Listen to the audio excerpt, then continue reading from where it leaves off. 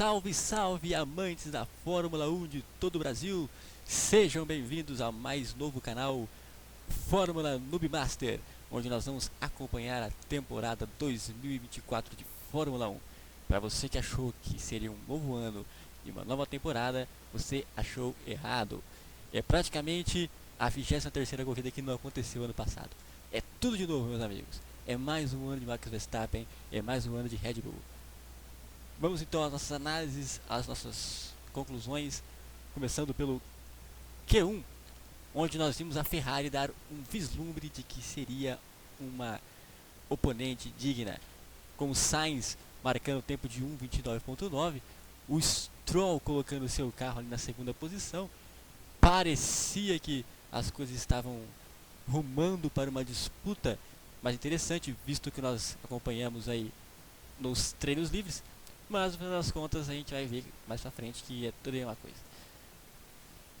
Cabeceando a fila de trás pra frente, a surpresa não tão surpresa assim, as duas Alpines, mostrando que o desempenho desse motor Renault e deste veículo construído são desastrosos.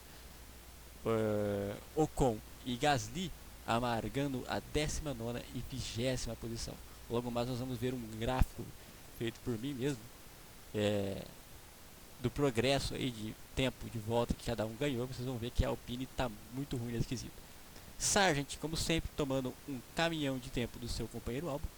E as duas Saubers, agora não mais Alfa Romeo, né? As duas Kick Saubers, 16º, 17º. O Joe até deu uma erradinha na saída da última curva, na hora de entrar na reta principal. Acredito que talvez ele tivesse ficado em 15º se ele não tivesse cometido aquele erro, mas é isso daí. Passou para o Q2 de forma incrível as duas Haas, surpreendendo a gente. Se eu tivesse que dar um palpite, eu diria que as Alfa Romeo, que as Sauber na verdade, teriam passado e as duas Haas teriam ficado de fora. Fazendo um bom resultado também, algo que se esperava deles, as duas Racing Bulls. Então nós temos aqui quem foi para o Q2.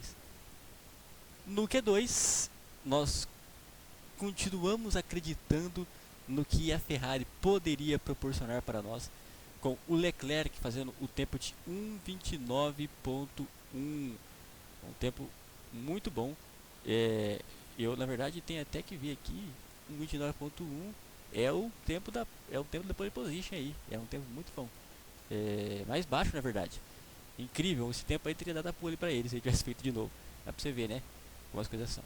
Leclerc 1:29.1, deixando o Verstappen 2 décimos atrás, isso no Q2, lembrando. A disputa parecia que ia ser mais interessante. Nós lembramos que o ano passado a Red Bull ganhou todas as corridas menos uma, mas que no quesito pole position a Ferrari tem algumas, né? Não foi uma disputa tão dominante assim no que diz respeito a pole, do ponto de vista aí da Ferrari ano passado. Lá embaixo ficou Magnussen tomando um caminhão de tempo do seu companheiro Hülkenberg, algo que a gente já tinha visto ano passado em alguns momentos. Mas se as coisas continuarem parecidas com o que eram, nós devemos ver o Hülkenberg ir despencando volta após volta devido ao desgaste de pneu, a não ser que eles tenham consertado esse problema, assim como a Ferrari aparentemente consertou. O Q2 também deixou de fora o Stroll, que também destoou demais do seu companheiro Alonso, e deixou de fora também Daniel Ricciardo e Tsunoda, que, vale salientar, colocou o carro na frente do Daniel. A Albon ficou na 13ª posição. A gente podia esperar algo a mais dele, mas as outras equipes parecem ter feito um trabalho melhor neste princípio de campeonato. Levando então ao Q3 as duas McLaren, as duas Red Bull, as duas Mercedes, uma Aston Martin, uma Haas e as duas Ferraris. Então assim nós chegamos ao Q3 e ao resultado do que vai ser o grid de largada para o dia de amanhã. Amanhã, não se enganem, não vai ser domingo a corrida. Isso tudo devido a um feriado nacional lá do Oriente Médio. 10º lugar para Hülkenberg, o que nós já esperávamos que acontecesse no momento em que ele partiu para o Q3. 9º lugar para Hamilton, não tão distante em quesito de tempo do seu companheiro Russell, mas o grid aqui de 9º até primeiro está bem apertado. Esses 2 décimos que tem entre eles foi o suficiente para colocar aí 5 carros entre os dois. McLaren parece estar um pouco mais atrás, terminaram o ano aí disputando segunda e terceira posição, e ali no momento fizeram o sétimo e oitavo tempo. Parece que eles estão aí pau a pau com a Aston Martin do Alonso e as Mercedes. Alonso, sexto colocado, não significa nada esse sexto colocado do Alonso. Ano passado, vocês lembram que o Magic Alonso largou em quinto e terminou a corrida em segundo. Então, tudo depende do ritmo da degradação dos pneus. Vamos ver se a Ferrari realmente consertou este problema que eles tinham. Vamos ver como o Russell se sustenta.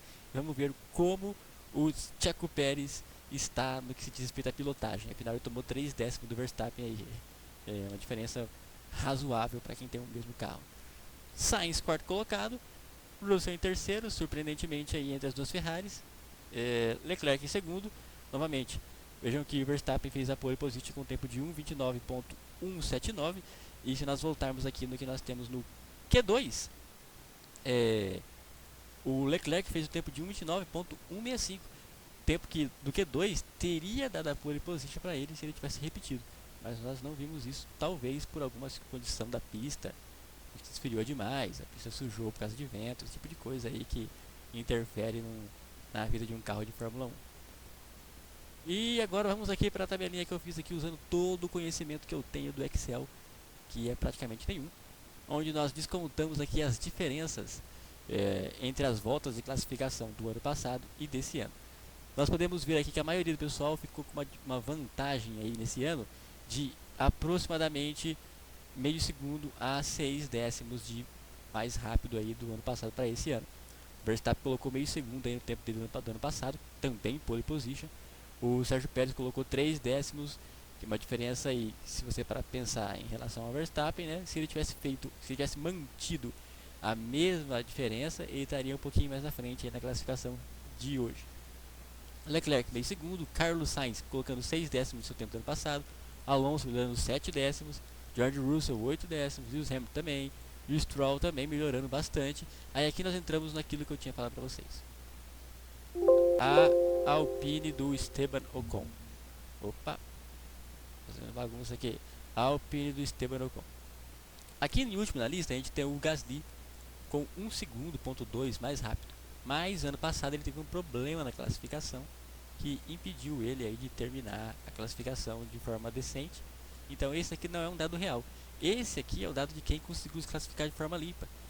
Então nós vemos que Esteban Ocon com a sua Alpine fez 1:30.9 em 2023 e esse ano fez 1:30.7, mostrando um aumento aí de 191 milésimos, quase 2 décimos. Então, comparado com os outros, é uma diferença muito pouca.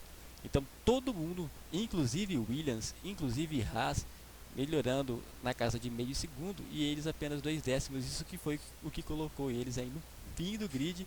E eu tendo a imaginar que essa vai ser uma diferença que não vai sumir tão cedo aí. Nós devemos ver a Haas brigando pelo fim do pelotão aí junto com o Sargent e eventualmente com a Haas, dependendo do ritmo que elas apresentarem, e com a Sauber.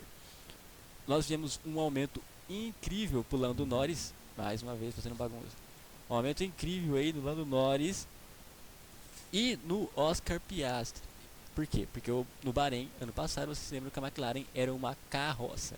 Eles melhoraram muito ao longo do ano e melhoraram mais ainda do ano passado para esse. Então nós vemos que o Lando Norris teve uma melhora de 1.7 segundos, enquanto o Piastri teve uma melhora de 2.4 segundos. É bastante coisa. E com isso nós concluímos aí as diferenças entre um e outro. Eventualmente, hoje ou amanhã, nós faremos uma corrida aí, uma gameplay do GP do Bahrein.